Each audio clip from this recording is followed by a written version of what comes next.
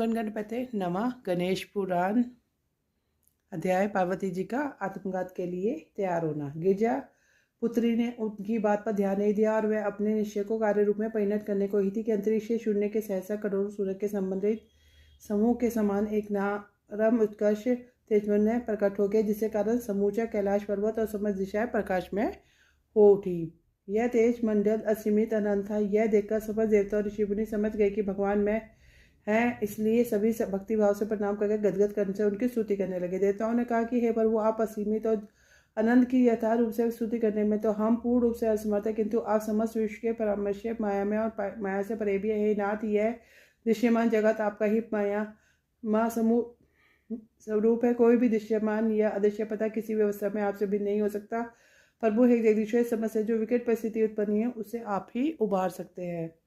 ब्रह्मा विष्णु महेश ने कहा, प्रभु आप समस्त देवता ऋषि मुनि एवं हम देवों के उत्पत्ति करता है। हम सब आपके संकेत अनुसार सृष्टि की उत्पत्ति पालन प्रलय क्या करते हैं। हे प्रभु, हे नाथ, हे जगदीश्वर, आप हम पर कृपा कीजिए। धर्म ने निवेदन के त्रिलोकीनाथ, आपकी आज्ञा से ही समस्त धार्मिक और न्याय व पुरुष मेरी रक्षा में तत्पर रहते हैं। हे प्रभु, यह सब आपकी महिमा का ही प्रभाव है। अन्य देवताओं ने कहा, हे नाथ, आप वाणी से परे होने के कारण अगणनीय स्वेच्छा में ज्ञान में ज्ञान नातीत है।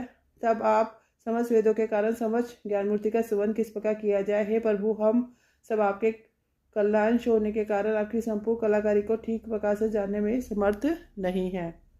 ऋषि ने कहा, मोक्षप्रद प्रभु, आप समस्त कल्याणों के अक्षय सिद्धियों के प्रदाता तथा बुद्धि के वेद, आपकी प्रेरणा से ही हम सब केवल आपके ध्यान में अहनिष्ठ लीन रहते हैं, फिर भी आप करुणा मूर्ति के साक्षात दर्शन नहीं कर पाते। हे प्रभु, अब आपको नमस्कार करते हैं। आपकी जय हो, आपको जय हो।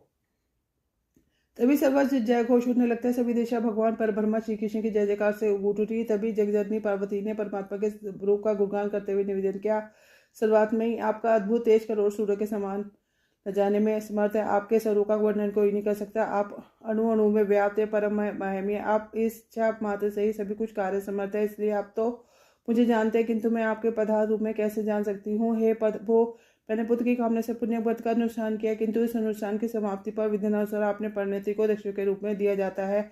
यह कार्य अत्यंत दुष्कर है। कोई साध्वी नारी पुत्र के लिए अपने पति का त्याग कैसे कर सकती है। करुणा में हे गोलोकनाथ, आप मेरी इस शोभनीय स्थिति का समझकर मुझ पर दया कीजिए। तो इसी के साथ यह अध्याय पूर्ण होता है। ओम गण गणपते नमः।